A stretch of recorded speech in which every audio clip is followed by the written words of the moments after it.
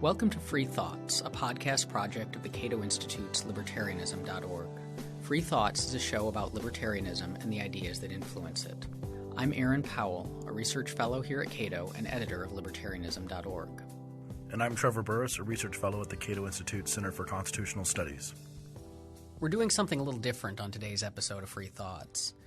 Here at Cato, several of us have a book club that gets together every couple of weeks to discuss classic works of libertarian theory. And today we're going to talk about one of the essays that we read for that book club. To do this, we're welcoming back our colleague Jason Kuznicki, a research fellow at Cato and editor of Cato Unbound.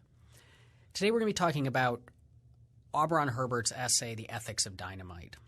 Herbert was a British writer who lived from 1838 to 1906. He was also a member of the House of Commons for 4 years in the 1870s. Today he's known mainly as a libertarian activist and proponent of voluntarism, which was the idea that the only legitimate form of the state is one that sticks to protecting our rights but is also funded through purely voluntary means. So it can't tax us. It only gets the money that people are willing to hand it. And so this particular essay of Herbert's was published in 1894. The essay is called The Ethics of Dynamite, and it discusses a phenomenon that was very much in the news at the time, known as anarchism. And this is a bit of a confusing term because today we might think of anarchism as mostly a philosophical position that government is morally illegitimate. Well, at least libertarians would think of it that way. Libertarians a lot of people would just yes. say anarchism to say want to destroy stuff. Or that there ought to be no government, or we might say there's a state of anarchy in which there is no government. But what anarchism was used to mean back then was something a lot closer to what we today would call terrorism.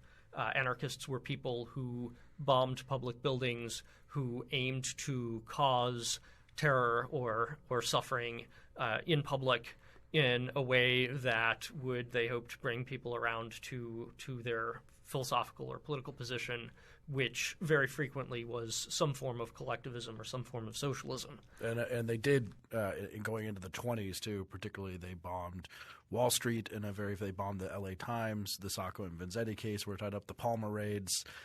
They definitely, self-proclaimed anarchists or accused anarchists did do a lot of destruction up into the 1930s almost. Well, and they still do today in some forms in their WTO protest. Yeah. Now, what this is obviously it's a thing that respectable people can't favor. No one is going to say, hey, let's bomb stuff to prove a point. The question then is, well, why is it worth talking about? Why are we here talking about the ethics of dynamite? And Auberon Herbert says, I detest dynamite because it is most treacherous, cruel, and altogether abominable. And, he adds, I also detest it for other special reasons. And these other special reasons are really the core of the essay. This is why he finds it actually worth talking about as opposed to just being random violence. He adds that dynamite is what he calls a 19th century development in the art of governing. And thus, it's not really anarchistic after all. It's not about anarchy, it's about force. Which is also what government is. Which is also what government is. Which is ultimately the takeaway from this essay. We'll give spoilers right up front. Well, he gives them up front pretty quickly. Yeah. Is that there's a lot of similarities between the way that states operate and the kinds of things that states do and the way that they get us to obey them and what the dynamiter is out there doing. Well, here's Herbert's words. Dynamite is not opposed to government. It is, on the contrary, government in its most intensified and concentrated form. Whatever are the sins of everyday governmentalism, however brutal in their working, some of the great force machines with which we love to administer each other may tend to be, however reckless we may be as regards to each other's rights in our effort to place the yoke of our own opinions upon the neck of others, dynamite administers, with quotes, with a far ruder, rougher hand than ever the worst of the continental bureaucracies.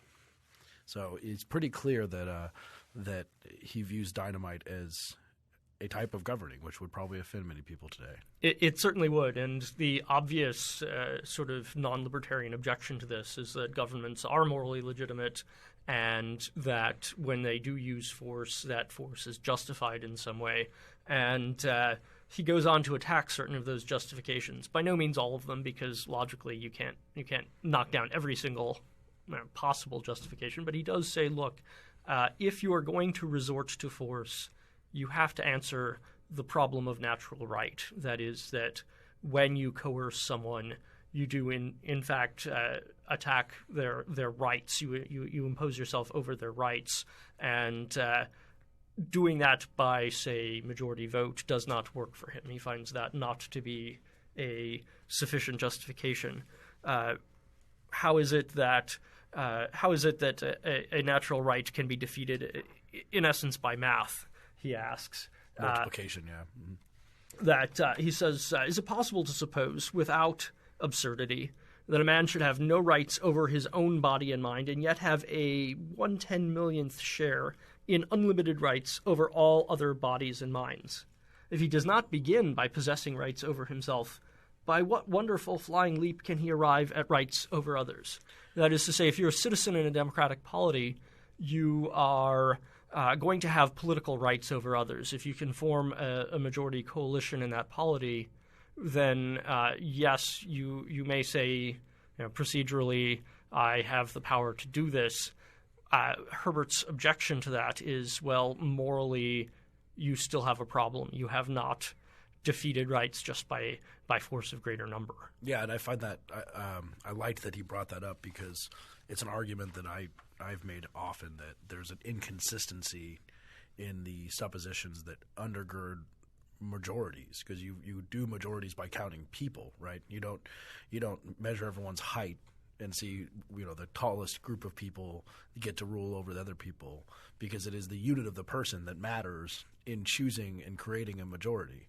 So if it is the unit of the person that justifies a majority, how can or when can and how can possibly a majority override the very thing that it justifies its existence, if it has power at all? And yet this seems, for a lot of people, it's kind of counterintuitive, right? Because there's this sense that majorities, if we're deciding what a group of friends are going to decide what to go do for dinner, we vote, and you kind of, if you're the guy who wanted Italian and everyone else wants Chinese, you go along with the Chinese. You don't kind of hold out and insist, well, I'm going to go off to have Italian on my own or whatever. Well, you could. You could, and but also we'd look, we'd be like, that's a little bit odd. That's a little bit odd, behavior. But if I were deathly allergic to seafood and sure, the majority wanted to go out to a seafood restaurant, I might say, well, wait a minute, I'm not going to follow you. Right, but I guess it just quite a lot of people, there isn't something immediately obviously morally wrong about majority rule. Oh, I think, and there's also the idea that if we have to make decisions somehow, then that's probably the most legitimate way, as opposed to measuring height or something else. And there are certainly great advantages to democracy. I don't mean to say that this critique of democracy means we should have no democracy whatsoever. I do think that democracy is great for doing things like selecting individuals to hold public office, or settling questions that otherwise are very difficult to resolve in like manner. But when it comes to, say, disposing of an individual's property, then it begins to look less like democracy and more like mob rule. When it begins to interfere with individual autonomy and individual lives, then it's got a problem. Right. So when we're overriding rights with it, because then that's where we get back to, it looks like the dynamiter, in that the dynamiter is simply substituting his desires in a extremely violent way for those of the people he blows up, or the property owners of shops he destroys or whatever. And the political majorities are doing something quite similar, especially if they're overriding rights, is they're taking their whatever their preferences or whatever their interests are and just saying mine trump, and they're giving, unlike the dynamiter, who is very direct both in his no methods trappings and of in power. his that's no just horns, no inauguration Right. ceremonies. I get what I want, and I'm going to blow you up if to get it. The majorities in the state have these kind of elaborate stories to tell about how this same application of force is made better by this math that he questions. Now, if I could just dissent a tiny bit from Auberon Herbert here, I might say that the trappings of power and the elaborate stories and the rituals and the regularity of democratic governance are actually really important because they do tend to prevent the state from acting like dynamiters in the worst sense of that. The state's violence does get limited by all of those things. Even if you have an absolute monarchy, if you have traditions that limit that absolute monarchy, those can be very powerful, and they can in time lead to significant reforms of the state, and that's exactly what had happened in England. So there are very important considerations here that do somewhat incline me a bit more toward the state as opposed to the dynamiters. And when he looks at the two of them and says you are equivalent, I see what he's saying. But at the same time, if I had to pick between them, I'm going to pick the state, I think. So I think that's a good point, which I think brings an important point up for libertarians in general, which I would also say for modern political philosophy, people who care about legitimacy of the state, as all modern political philosophy is supposed to care about.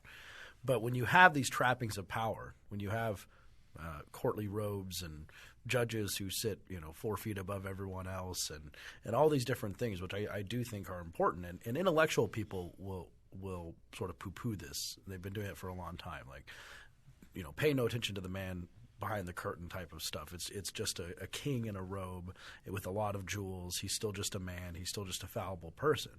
But if you're talking about ruling most people, and you have a theory of human nature that says that most people are below average, or at least half of them are below average, and most people maybe desire to be ruled in some way, or most people are not equipped in the way that sort of skeptics and intellectuals are to see through the trappings of power. So give the people what they want.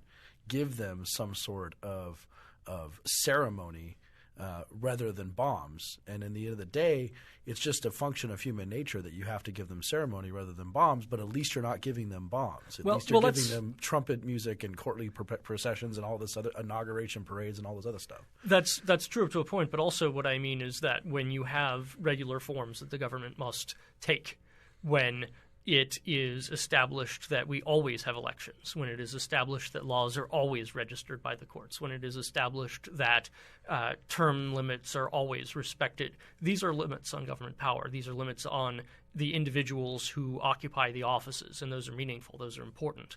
Now, the rituals of government, of course, can be used in an abusive way, and they can be used to invest certain people with an air of majesty that presumably they don't deserve, and then from that people may show more deference to their authority, and that's a problem. That's not really what I was trying to get at there. I also want to say that there's a difference between what works and what works on people and what those people want, and we need to be careful to distinguish that, because it may be you can say people are drawn towards the pageantry of the state. They're drawn towards the kind of architecture of power in the terms of the judges sit up here and we have all the marble in D.C. and it's very grand, and concluding that therefore that's what people want, or instead saying that those things play into psychological characteristics of human beings and are being consciously used by people who want to gain and maintain power, without people actually wanting to be ruled in this particular way. Yeah, it's just this is a way that happens to get people to put up with it more. I'm not, of course, necessarily making the claim that we should, dress up power in all the accoutrements of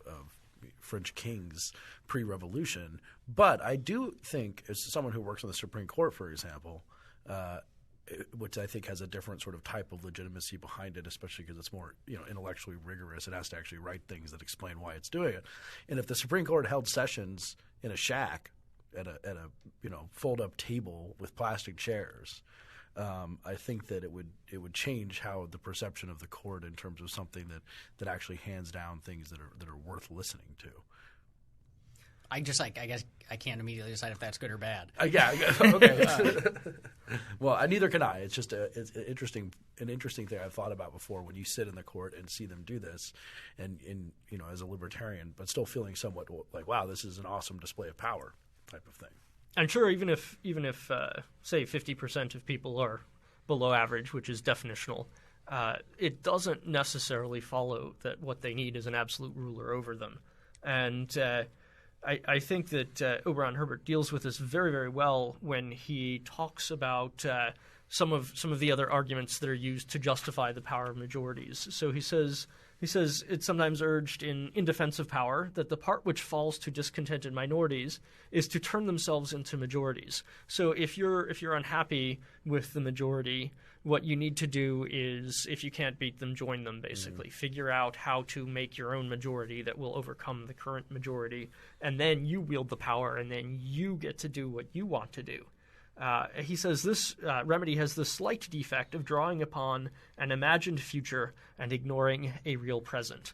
And when you say, well, one day you'll be in the majority, that can be pretty cold comfort to groups that have almost always been minorities. That's in the history of Europe, if you look at Jews or Gypsies or gays or lesbians, these people, African Americans in the United States, there will be minorities no matter what, and saying, hey, you just need to join the majority. That's cold comfort. Well, and it seems like it's the wrong answer, too. I mean, even if we set aside the issue of how realistic it is that these majorities who are being beat up on right now, or these minorities are being beat up on right now, could eventually become majorities, the notion that if you're being beat up on, the way to solve it is to get the power to start beating people up, when in fact it seems obvious that the way to solve it is to simply have people stop beating each other up. Yes, beating up is the problem. It's not the solution. It's right. not the end state here. It's the thing that we're trying to get rid of. Yeah, the line that he uses, and you might have been just about to read this, Jason, when he says the cold comfort of that you might be in the majority of the future, says it can hardly unhang a man or wipe out of existence the weeks he has spent in prison, or give back property that has been taken from him and spent, or build up some great voluntary institution which has been destroyed, or invent redress for restrictions placed upon facilities of an individual during the best years of his life, or remove the twist it has given to the national character by unwise and harsh measures. It's a very interesting passage about the kind of injustices that we talk a lot about here, whether it's drug war, imprisonment, or being locked in a public school, in a failing public school, which of course affects your entire life and how much you can do with your life. And it can hardly be like, well, it's time for you to get into the majority and figure out how to fix schools, as opposed to something where we say stop doing this stuff to people. Yeah, I mean, Herbert brings up exactly this idea of kind of the oddity of saying violence is the proper solution to violence. He says, he asks us to imagine I'm walking along a road and some stranger then knocks me down and begins to cudgel me about the head.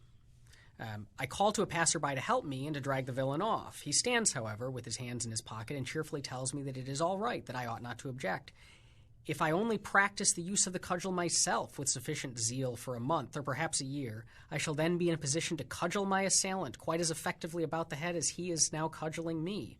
I reply that I don't believe in cudgeling heads, whether it is my head or the head of somebody else. The passerby, however, merely shrugs his shoulders by way of telling me that it is idle to object to what is so excellent a custom, and one which is universally practiced in the district.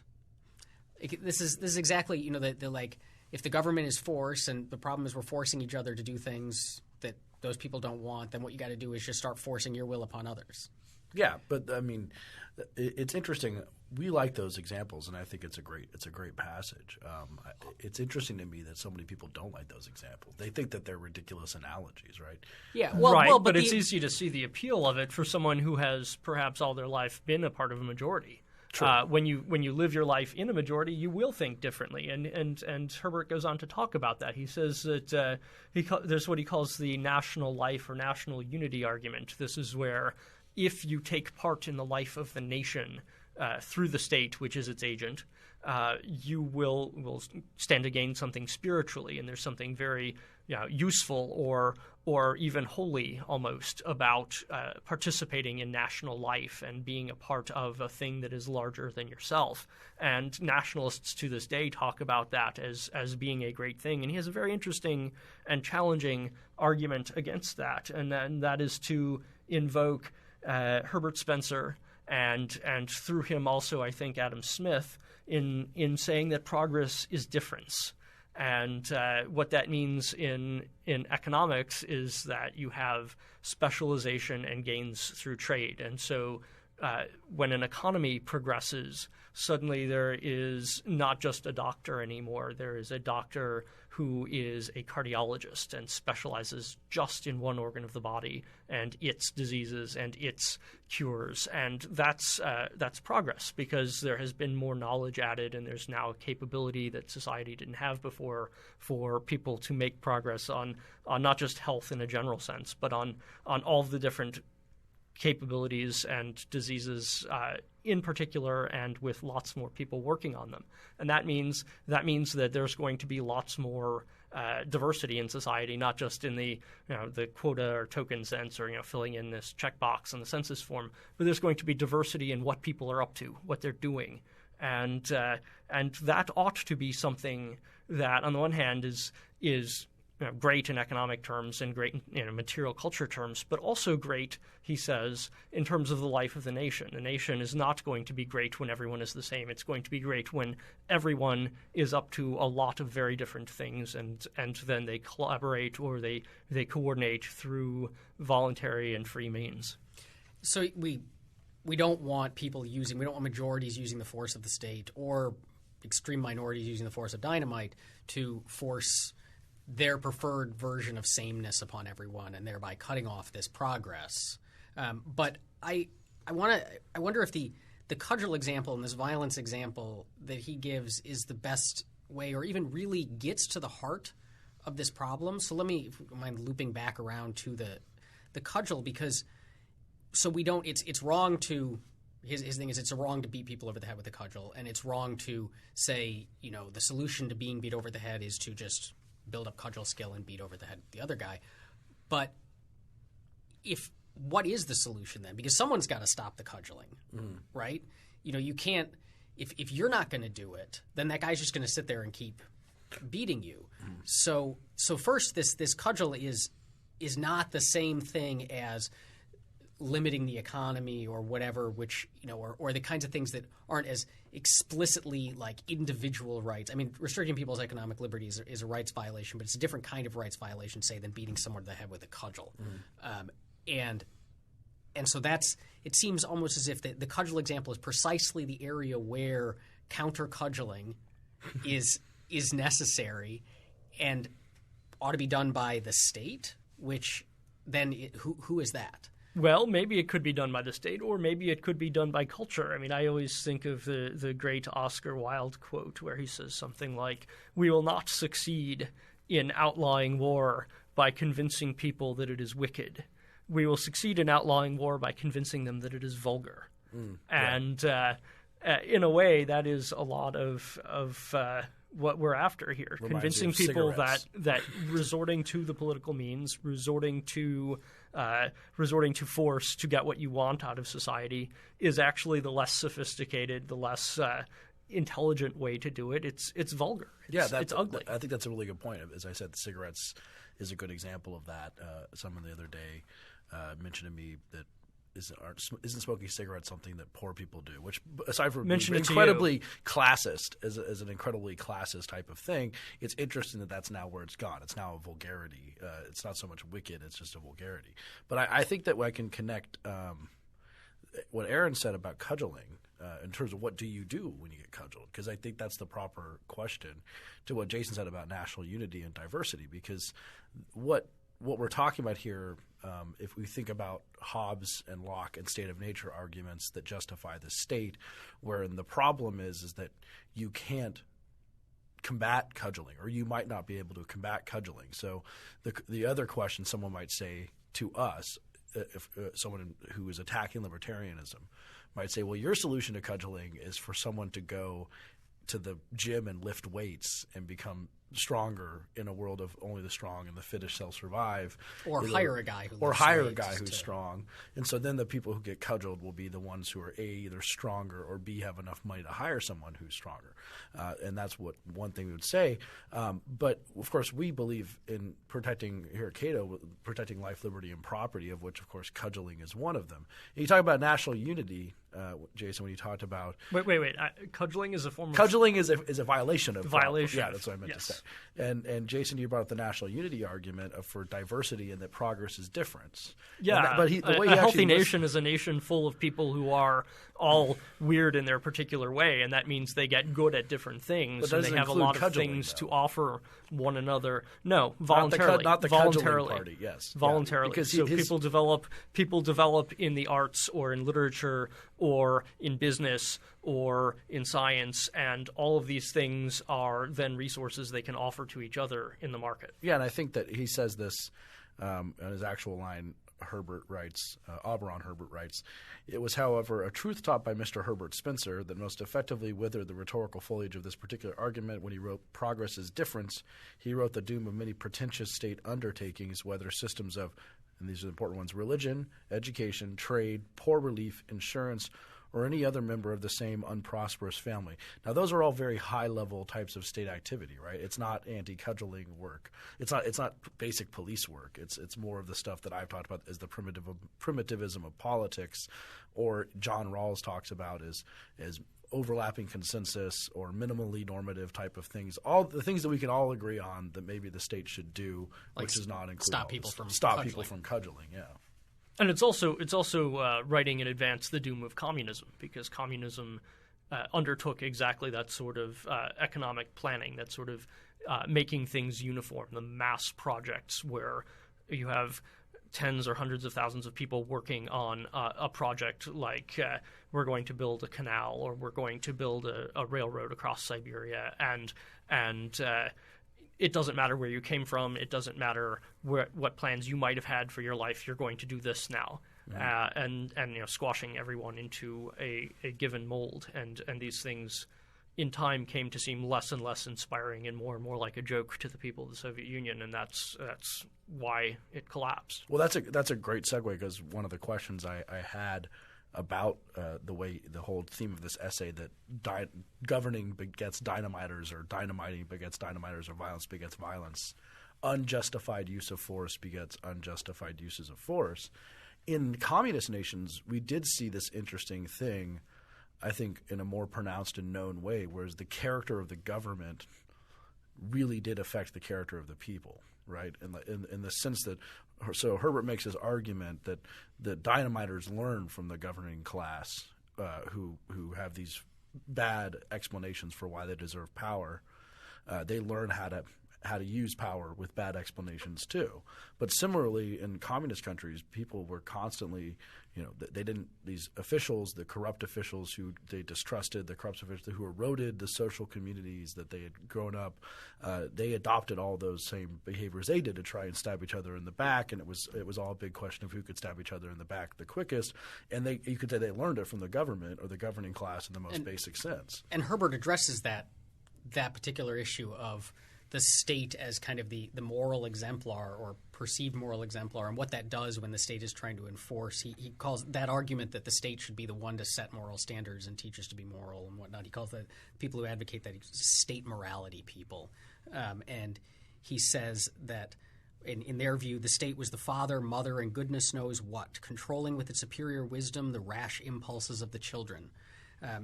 It was replied that the state was not father or mother. So replied by the people arguing against this idea of state morality. It was replied that the state was not father or mother, but it was only one rash set of the children, and perhaps not the best, controlling for their own purposes another set of the children, that there was nothing very moral in controlling other people. The worst rulers had always been glad to perform that office for others, that what was moral was self-control, and that there was no possibility of the compelled man becoming a moral man, for he was reduced to the position of a person with his hands tied, from whom had been taken the power of choosing the good thing for its own sake. What we see now is exactly this process, I think, in the Middle East, where If you read what the leaders of Al-Qaeda have written, they will say the governments here are illegitimate. We are at war with them. They are the dynamiters of today, and yes, they are reprehensible, and yes, they do horrible things, and yet I can at least somewhat understand that it is a response to many of the very autocratic regimes that have existed for so long in the Middle East, and that sadly we've done a lot to support. Mm-hmm. Yeah, and the same thing going back to what I said about the Soviet Union and Eastern Bloc countries. Pete Bedke has written a lot about how much the degradation of the moral character of people comes to play, especially if you have this view of the state morality people. I mean, I often would like people to have less of a view that the state is an exemplar of morality and take more of that responsibility for themselves. Like when someone tells me that the state legalizing drugs is a way of endorsing drugs, I would like people to stop thinking that way, as opposed to be like, no, it's the state saying that this is not our province, this is not what we are supposed to be doing. It doesn't mean that they're saying that you should go out there and smoke marijuana. If endorsing drugs is what we do by legalizing drugs, then does the state endorse Hinduism, Christianity, Buddhism, Judaism, Islam all at once? Yeah, alcohol. Yeah. I don't think that it's possible. I mean, that's logically absurd. You can't subscribe to all of those religions or endorse all of those religions at once. And the same is true with drug use. It's not an endorsement. It's just we're going to stop putting you in a box if you do this. Right. I think people tend to think that there's a difference between those kinds of things, because people would say, like, most people would admit, yeah, there are all sorts of immoral things that one could do that are not illegal and should not be illegal. So it's wrong to repeatedly not show up to your kid's concert at school because you want to go to a meeting or break promises. Yeah, break promises, like that sort of stuff. Lie to women. Yeah. But we wouldn't. But most people, even people who are strongly in favor of drug prohibition, wouldn't say, well, we should also prohibit that sort of behavior with the state. But there's something different about drugs that makes it more of a moral wrong, or makes it so that allowing that particular thing is seen as endorsement in a way that and could it be to some extent them, because the views against marijuana prohibition, increasing numbers of people see marijuana use as fine or not any worse than alcohol use, or not something the state. And so there is this kind of rising tide of endorsement, or at least not moral shaming of this behavior. Mm-hmm. And then that's being reflected in a changing policy. Mm-hmm. And so people are they're getting kind of cause and effect mixed up, and so they're then thinking that if they can stop the effect, stop the legalization of marijuana, they can turn back the cause, which is, the changing moral attitudes towards it. So they're making a mistake, but at least there is a relationship that they're hooking on to. Mm-hmm. So in that mindset about, how do people view the state? Are they viewing it as a teacher, or do they even care about the justifications of the state? That's one that I think is important. One of the things that I think about when I read this essay and other things like this is whether or not this resonates at all with people nowadays, or maybe it resonated more then, but nowadays does it resonate with people at all? Does this seem like extremist literature?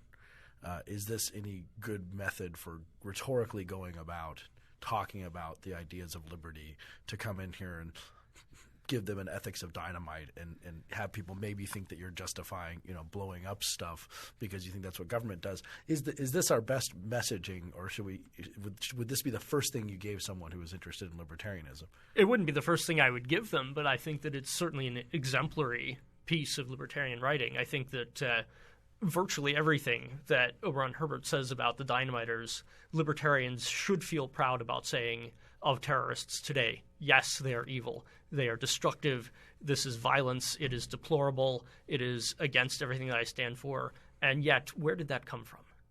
Where did that come from? It came from a long experience of despotic, arbitrary government and grievances that could not possibly be addressed under that system. He talks about how the dynamiter is forged on the official anvil, that what makes people into dynamiters is, in fact, the violence of the state and the experience of the violence. He says, vexation piled upon vexation, restriction upon restriction, burden upon burden, the dynamiter is slowly hammered out everywhere on the official anvil.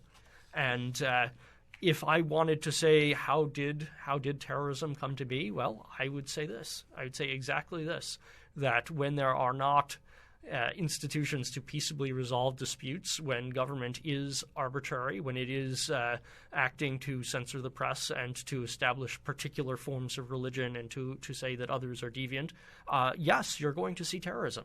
You will see terrorism. This is cause and effect. It's as close as it ever happens in the world of politics. This is cause and effect. So it's a blowback argument. Well, in a kind of a different version of it, not just which is not to endorse terrorism. I think that I would stress that in the very opening of the essay, Auberon Herbert says that he abhors the means of the dynamiters, and then move on from that.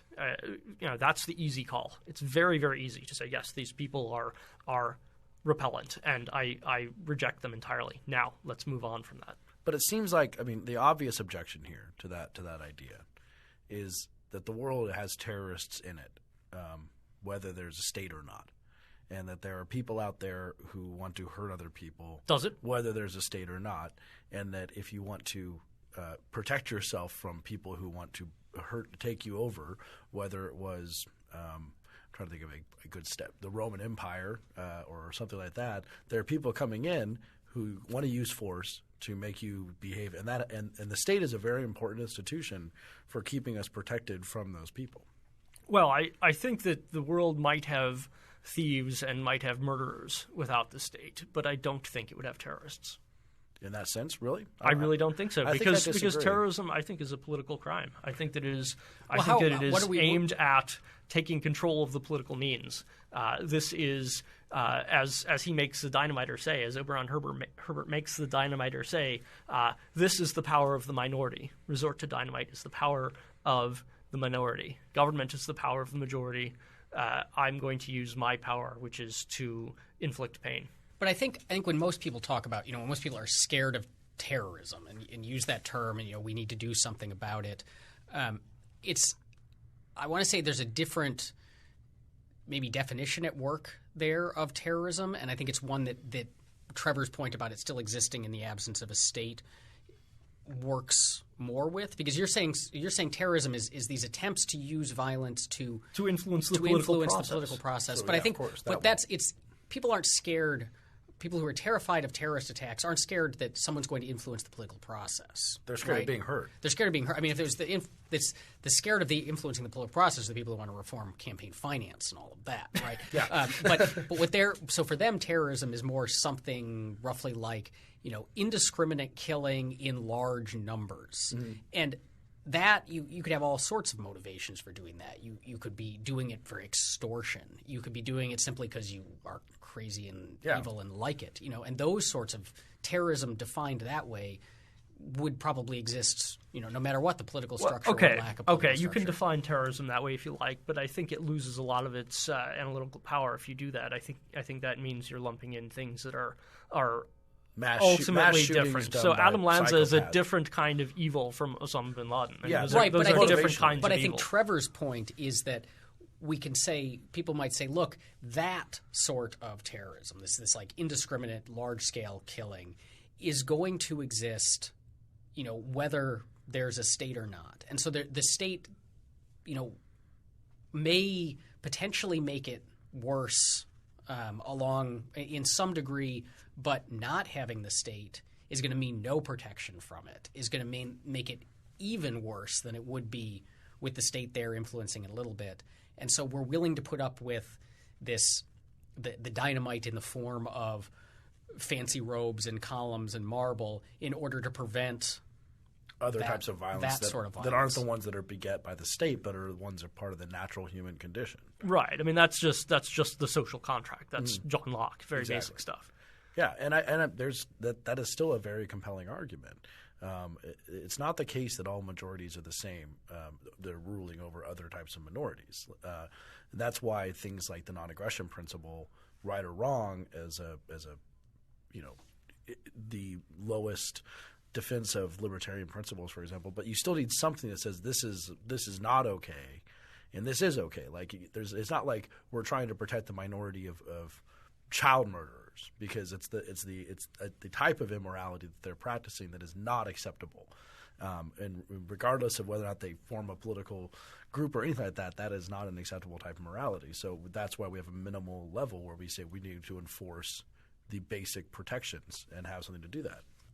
Let me go back to Trevor's question about how good this argument is for convincing non-libertarians and modify it a bit, because it seems like this argument that Herbert's making about the government being a form of force that's different in some ways but not really all that different from the dynamiter is similar to a broader kind of argument that libertarians make all the time. So for this book club that we read this in a little while back, we read Oppenheimer's The State, which is a story about how the state emerges from basically bandits who want to steal stuff. Bandits, they can go on raids, but eventually they realize that it's easier and it's more productive to just settle down and rule a group of people and extract money from them in taxation than it is to steal their stuff, burn their houses, and then come back later and do it again. And so in that case, it's he's telling a story of the government as thieves, and Herbert is telling a story of the government as effectively murderers, or at least people engaging in physical assault. And so this story of the government as actually a criminal act or a criminal organization is one that libertarians, Murray Rothbard wrote an essay called The Anatomy of the State, which makes these same sorts of claims. This is a pretty common libertarian argument, and is that one that works for people who are not already libertarians? Well, it's not going to work all by itself, but if you do present this and then say, we also have another model, a legitimate government would not be a group of stationary bandits. It would not be a group of majoritarians with a cudgel. It would be a service provider, a provider of a service that you want, for which you will be willing to pay taxes, or for which you will be willing to make voluntary contributions. And this is precisely the voluntarism that Herbert This is endorses. Herbert's voluntarism, which we haven't had enough time to get into, but a voluntarily financed government that was very strictly limited in its powers as an alternative to a majority that can do whatever it feels like. That's, I think, a much better alternative. When you give people no alternatives between the state and the dynamiters, of course they're going to choose the state. But what we need to do is give them a third choice. Yeah, that's a good point. I think that you can't make these arguments by themselves. All these sort of vectors of both the possibilities of the free market and the effectiveness of various things versus the dangers of the state and the ineffectiveness of – they have to be brought together. But I do think that it is important for us – these kind of essays bring back the question of why is there a state anyway? And anyone who's at all dealt with political philosophy shouldn't take that as an obvious question. Unfortunately, we do. Or at least a question with an obvious answer. An obvious – yeah, because – and that's – I think that's a danger of modern political discourse. I think that Enlightenment-era philosophers said, well, the state is kind of loosely justified to do a few things, but it needs justification because it is force, and therefore – and force like that needs justification. We don't talk about that anymore. And in fact, we're looked at as crazy people if we bring it up. We're just like, well, why is the state justified?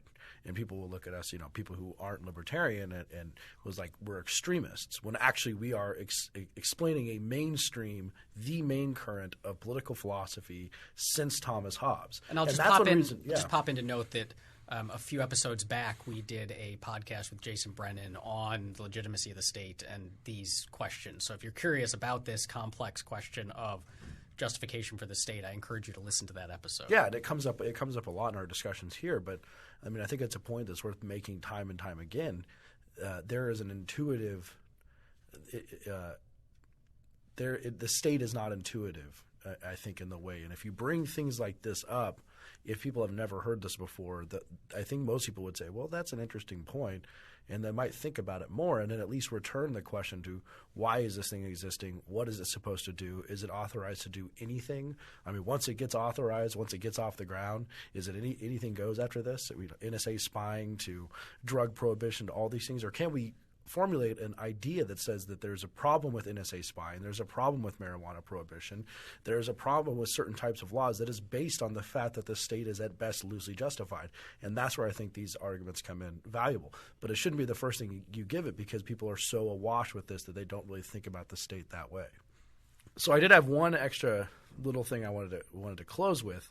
In the latter part of the essay, Herbert comes in with a lot of sort of examples of kind of how poor the state is at doing some things. And this is where I thought you have these 100-year-old essay, 120-year-old essay that is still talking about problems today. And some of them that particularly struck me were he talks about how in Paris he quotes a law professor talking about holding the state accountable. In France, these actions to which a government is a party are tried in special administrative courts and by special administrative rules, that these courts have a strong official bias and actions laid by private individuals against state officials rarely succeed.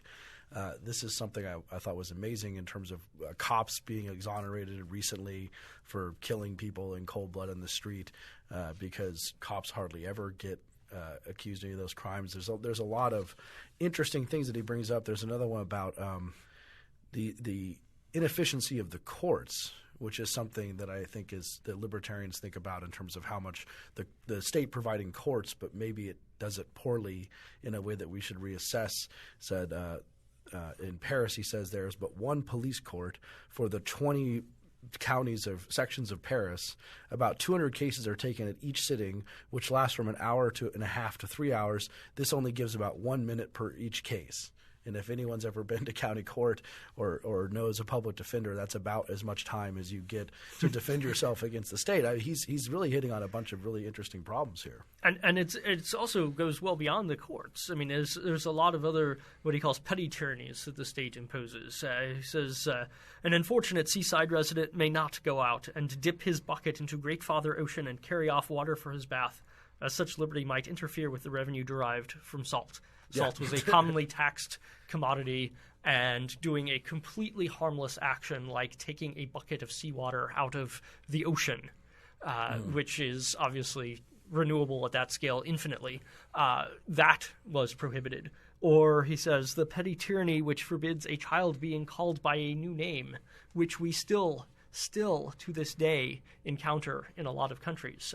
Countries in Europe will forbid children from having unusual names. Oh, that's true. Yeah, their name lists. I know Denmark has one. I think Germany has one. That yes. Is like prohibited official. You have to get approved by the government, which is astounding to us. Those are the petty tyrannies, which I think affect some of the sociology of the state, and maybe how many we're willing to accept in the first place. And while I might not necessarily say it's a wise idea to name your child a numeral or a punctuation mark, at the same time, I really doubt that this is something that the state needs to be involved in. We've run out of time, but I think we've managed to cover a good deal of what's in this essay. So let's close the same way that Herbert does, with his terrific last bit here. When he writes, "We may be quite sure that force users will be force begetters. The passions of men will rise higher and higher, and the authorized and unauthorized governments, the government of the majority and of written laws, the government of the minority and of dynamite, will enter upon their desperate struggle, of which no living man can read the end. In one way, and only one way, can the dynamiter be permanently disarmed, by abandoning in almost all directions our force machinery, and accustomizing the people to believe in the blessed weapons of reason, persuasion, and voluntary service. We have morally made the dynamiter. We must now morally unmake him." I want to thank Jason for joining us today, and thank you for listening. I hope you enjoyed this more book club style episode of Free Thoughts, and I hope you'll let us know what you thought of it. And if you have suggestions for texts we should read and discuss, books or essays, please send them our way. You can find me on Twitter at @ARossP. That's AROSSP. And you can find me on Twitter at TCBurrus, TCBURRUS. You can find me at Twitter at JASONKUZNICKI. Free Thoughts is a project of libertarianism.org and the Cato Institute and is produced by Evan Banks. To learn more about libertarianism, visit us on the web at www.libertarianism.org.